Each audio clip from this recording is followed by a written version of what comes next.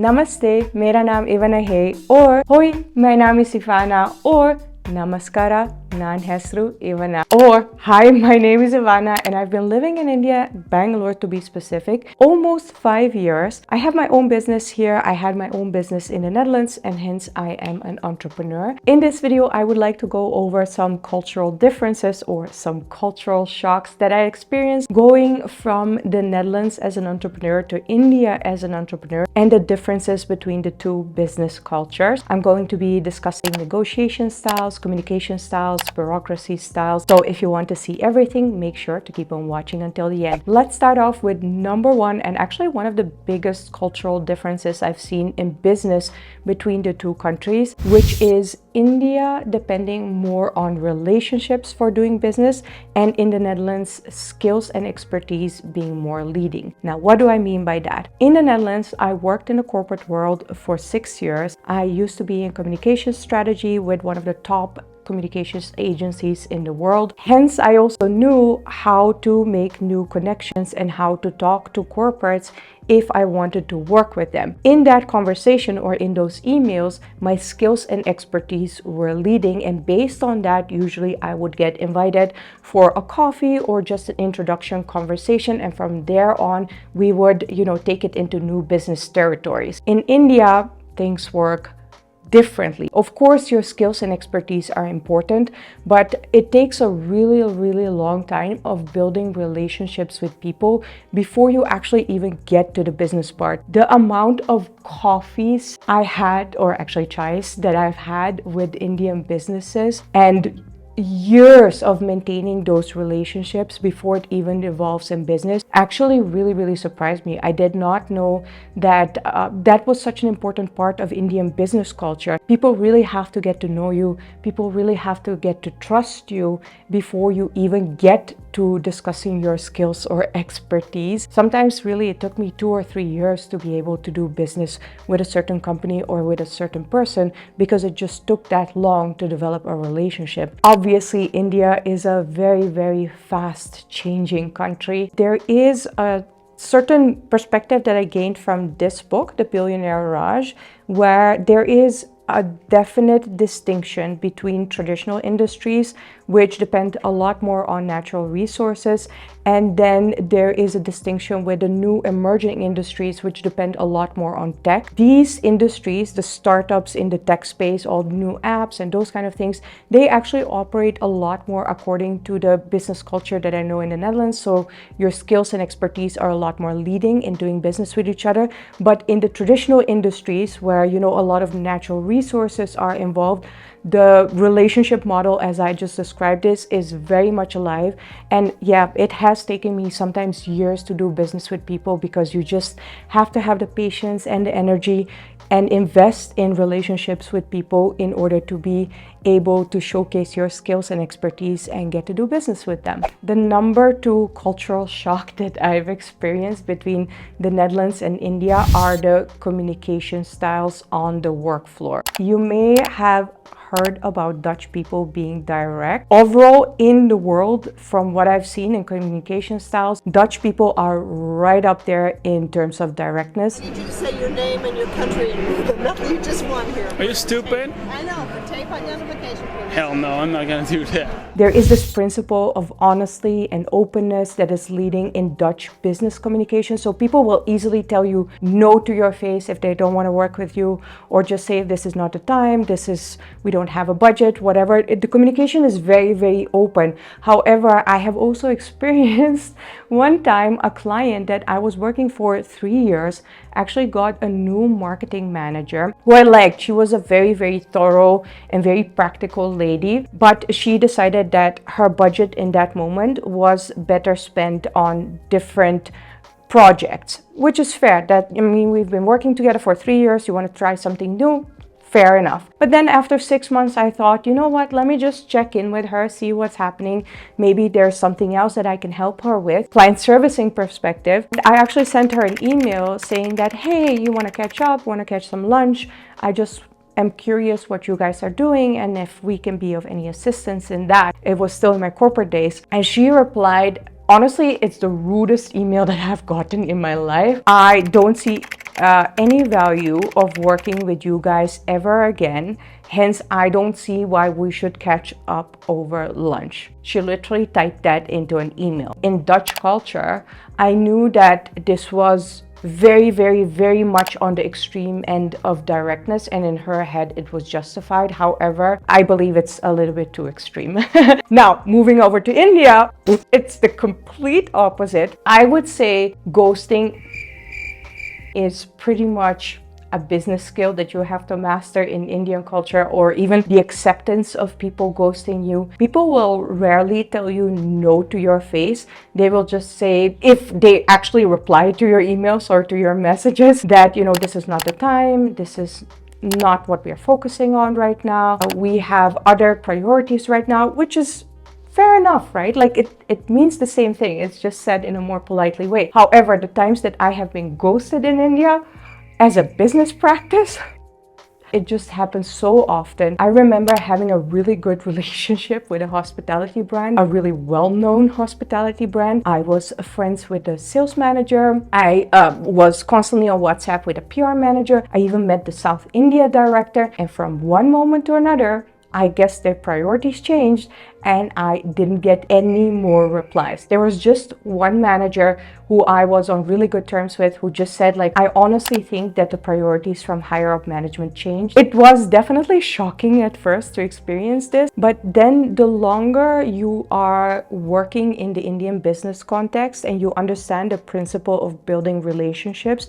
you also start to understand that ghosting somebody actually leaves the door a lot more open to working together again in the future, because you can just say, I had a family emergency, higher up management changed priorities. You can make up anything you want and then actually completely continue the relationship from where you left it off. Whereas if you, say no so many times in a Dutch context, then you're actually kind of sometimes burning bridges. So yeah, I've completely embraced ghosting. I have mastered it myself. I don't get offended when other people ghost me, but you do also sometimes have to be more direct according to Dutch culture, especially when we arrive to culture shock number 3, the negotiation styles. One thing you have to know about me is I don't enjoy negotiating. Yeah? Yes. 250 is 200. 200. I have 200 here. 200?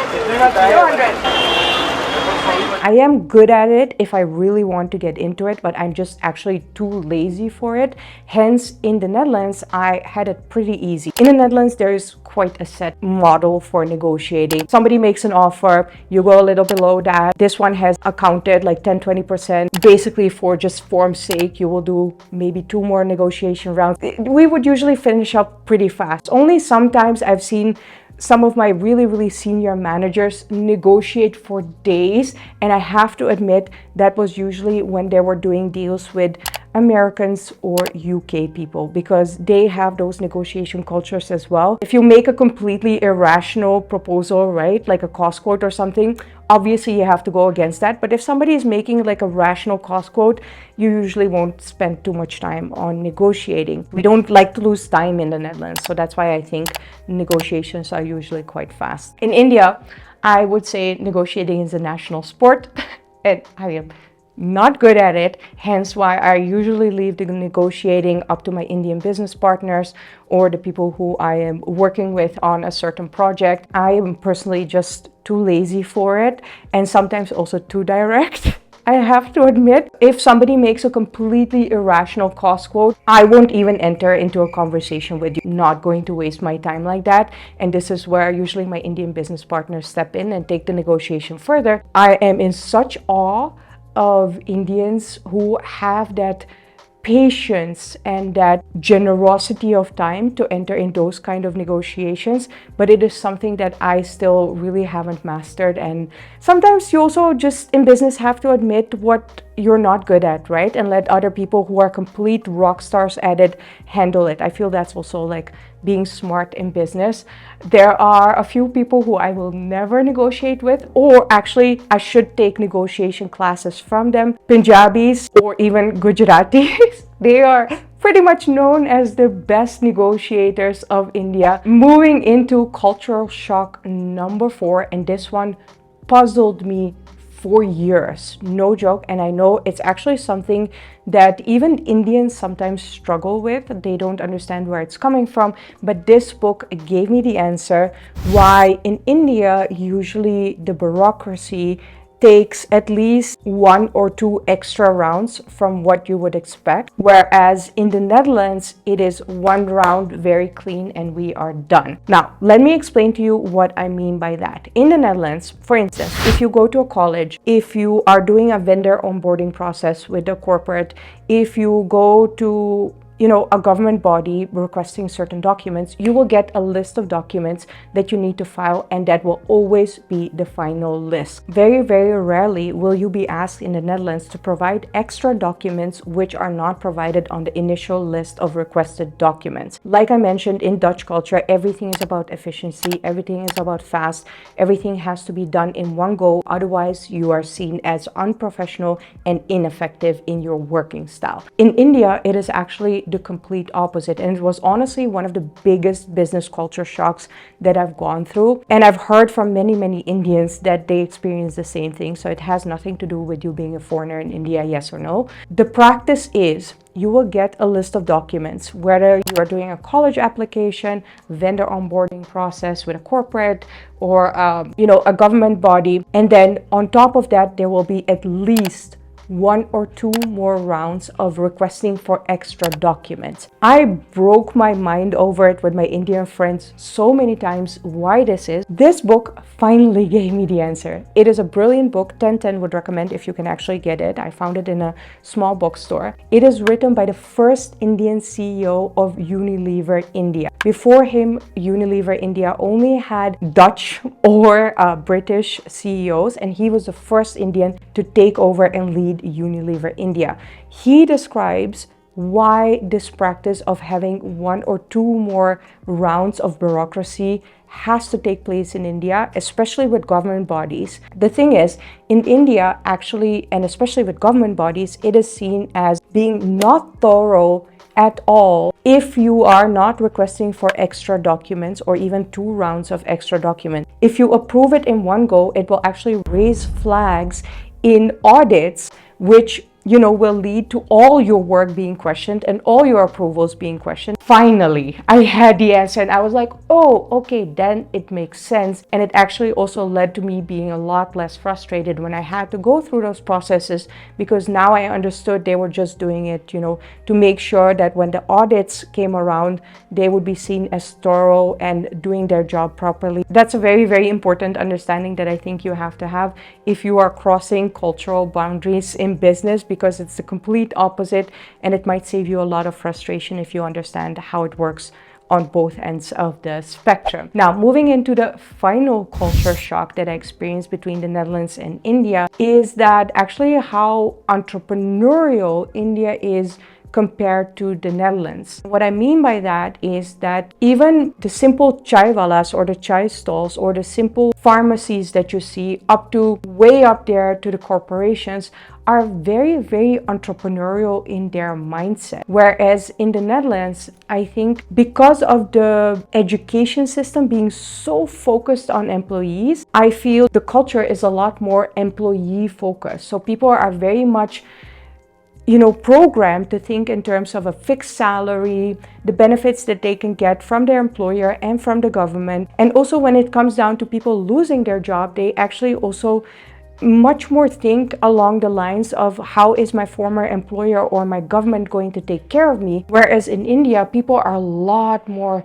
self-reliant and way more entrepreneurial in mindset, I would say. I think that's also why the startup culture in India is so thriving. People really are looking at opportunities on how to make money in different ways by serving people in different ways. And you can see it in even the simplest things, like standing in traffic and people coming towards you with, window shields or pens or things you just might need during traffic. I've seen whole bookshops in Indian traffic, like people carrying around at least 10 books because, the thinking is you are stuck in traffic, you have plenty of time, maybe you want to read a book. But I just feel the Indian DNA is a lot more entrepreneurial, whereas the Dutch DNA is way, way, way more employee focused and just the fixed salary thinking at the end of the month, people taking care of you in terms of benefits and those kind of things. So does this mean that employees in India are completely not taken care of because of this entrepreneurial sense? It is not a system as extensive in the Netherlands where you have a lot of employee benefits and a lot of government schemes.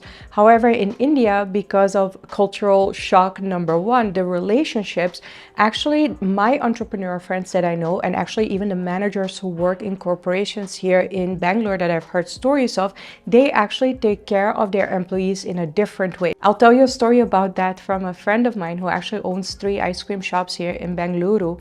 He had an employee from Northeast India, and he was not performing well recently because his mom was in a hospital back in Northeast India and he couldn't go back. He had to keep working, he had to make an income. My entrepreneur friend from the Netherlands and me actually asked our friend who was the owner of those shops, well, why don't you just let him go? He can go back to his mom and you can just hire somebody else who will do the work. He was absolutely shocked that we would even think about that, almost like it was his family. He said, like, when somebody is going through something like that, they have to keep making money. They can make their own choices. If he wants to go back to Northeast India, he will leave himself. But me letting him go, like, that was not even an option that existed. The Netherlands is trying to ramp it up. There are so many plans and projects for entrepreneurs, but I feel just the overall DNA is a little bit more employee focused, whereas India has like this hardcore entrepreneur DNA. Obviously, a small disclaimer, I'm completely generalizing in this video. It is not a PhD comparison between the Netherlands and India. So if I said something wrong or it's not detailed enough, please feel free to leave your own observations and additions down in the comments below. Also, if you feel that a lot more people need to know about the cultural shocks and differences between the Netherlands and India, feel free to share this video with as many people as possible. And finally, you can put a thumbs up if you enjoyed this video and join 270,000 other subscribers. It's free and you'll get a notification whenever I upload a new video. For now, thank you so much for watching and I will see you next time. Bye.